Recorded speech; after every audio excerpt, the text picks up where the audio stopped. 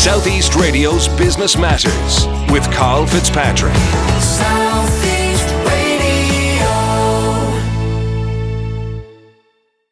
Good morning, I'm Karl Fitzpatrick and welcome to Business Matters.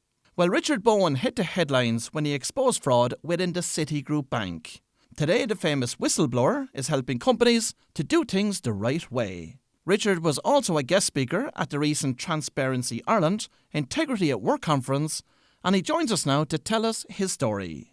Richard, you are best known as the Citigroup whistleblower, but for those of our listeners who are not familiar with the events in question, what was happening in Citigroup at this particular time? Karl, thank you very much. It's an honor to be with you. I was with Citigroup and in early 2006 was given a huge responsibility over underwriting. And I discovered that a large number of the loans that we were selling to securitizations and outside investors were bad loans, and yet we were giving promises to the investors that they were good loans. And so I warned about this for a year and a half.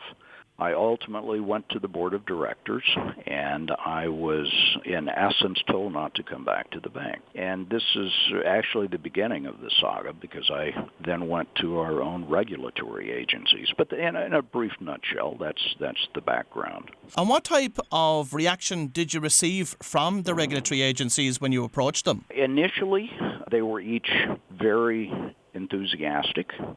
I gave them substantial documentation of the what I considered to be fraud going on within the organization.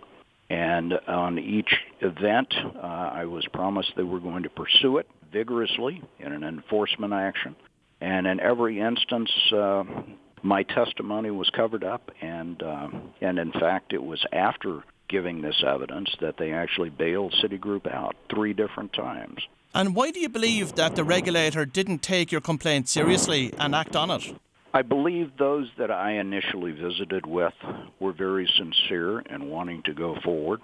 I also believe that they were instructed that this was to be hidden and put off to the side, because obviously they could not bail out the bank, and this goes obviously for other banks also, and yet acknowledge to the public that they knew of the significant fraud that was going on at the time. And did you receive any backlash as a result of your actions from Citigroup? The year and a half that I warned repeatedly throughout management of Citigroup, that culminated again when I went to the board of directors, and that's actually when I was placed on administrative leave and told not to come back.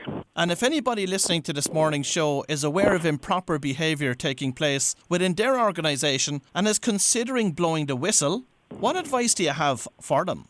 My advice before you do anything, and this is, unfortunately I learned this from experience, is seek competent legal counsel that you can trust.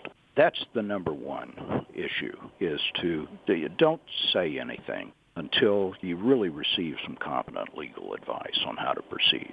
Otherwise, it truly can be disastrous. Now, today you work with organisations to help them to do the right thing, and you are a renowned speaker on ethical leadership.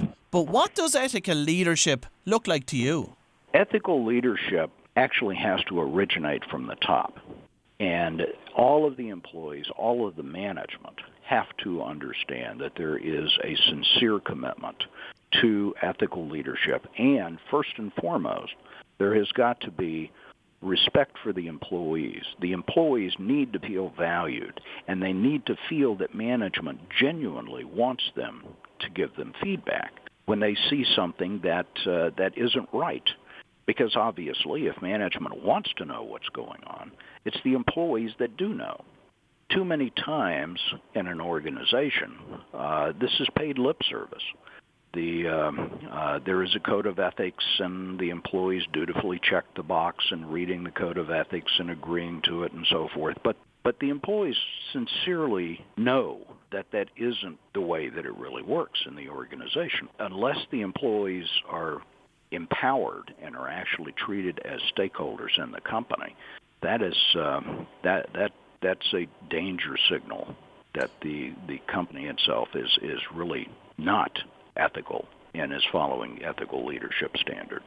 And is ethics innate within an organisation's culture, or is it something which can be improved through training and awareness?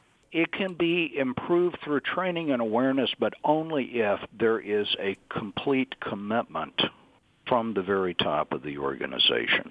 Because if that commitment is not there, if that commitment is not felt by all of the management and the employees to be sincere, then that training is simply checking the box. It's paying lip service to the issue, and the employees truly understand that that's exactly what it is. This is lip service. This is something they have to do.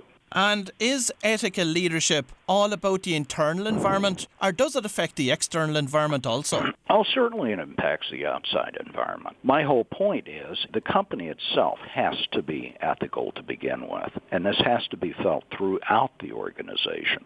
Too many times goals are set and they were numbers oriented, and incentive compensation is set for meeting those goals. And it's all about numbers. And in essence, these goals and these incentives are driven down through the organization such that in essence, management and the employees are incented to do whatever it takes to make the numbers.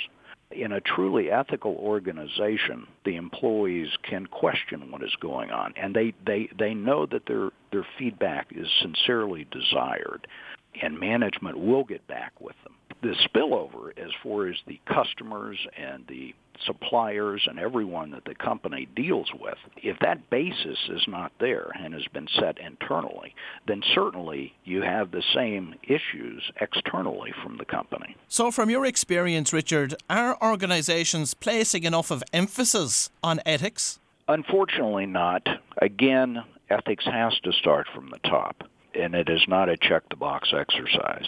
I do not believe enough companies sincerely emphasize ethics, and this has got to be a heartfelt sincerity that's given through all of management to the employees. So I do not think, quite frankly, that there is enough discussion. Now, obviously, I'm not saying all companies are not ethical, because we do have those that are ethical, and the employees know that they are respected and they are encouraged to provide feedback. And in your opinion, as a society, are we still too tolerant of unethical behaviour? Absolutely, that's the case. I'm very concerned about most of that, obviously my own country, but other countries, I think it's the same thing. You know, history tells us that the collapse of every great civilization begins with the erosion of moral values. And we can see that everywhere, not only in the United States, but other countries. So, yes, I do think that the public has become much more tolerant of unethical behavior and accepting of it. And unless that changes, quite frankly, the end is not going to be pretty. And why do you think we are so tolerant of this? I think the populace has become inured to it. I think they are used to it. It has become a way of life, and they are much more accepting of it. Plus, quite frankly, I think a large part of this goes to the family unit. I believe that the ethical values that used to be instilled at a very early age in everyone are really no longer being instilled to the same extent. Richard, I know that you're aware of the establishment of the new Irish Banking Culture Board. What are your thoughts on this particular initiative by 5 banks here in Ireland? I am exceptionally impressed with that. As a matter of fact, it was a great honor when I was in Dublin a few weeks ago to have actually met Justice Hennigan and Ms. Kelly, who is the CEO of the Culture Board. I wish that our country would establish something similar to that. Now, obviously, the proof will be in the pudding as to whether or not this is simply lip service, as we've referenced earlier, or if it actually can have an impact. But certainly, the goals of the organization are just outstanding, and I certainly wish them all the best. And I've enjoyed very much visiting with everyone with regard to your new culture board. And finally, Richard, you are the author of Business Ethics Lessons Learned. So what are your top tips for promoting good business ethics within an organisation? As odd as this sounds, if you truly respect your employees and get them on board that you want to have truly an ethical company, even if that becomes involved in individual decisions where the ethical choice may not be the most profitable one, that is really the focus that a company has to make if they're going to be ethical. Ethics has got to drive behavior, not vice versa, not profit. And unfortunately, our corporate culture is now driven by profit primarily, and ethics are only a secondary thought. Well, Richard Bowen, many thanks for joining us on this morning's show. It's been a fascinating interview. Karl, it's again an honor to visit with you. I am very impressed by Ireland and everything that you all are doing over there, and certainly your mission in everything that you are doing to promote ethics in corporate leadership. Southeast Radio's Business Matters with Karl Fitzpatrick. Southeast.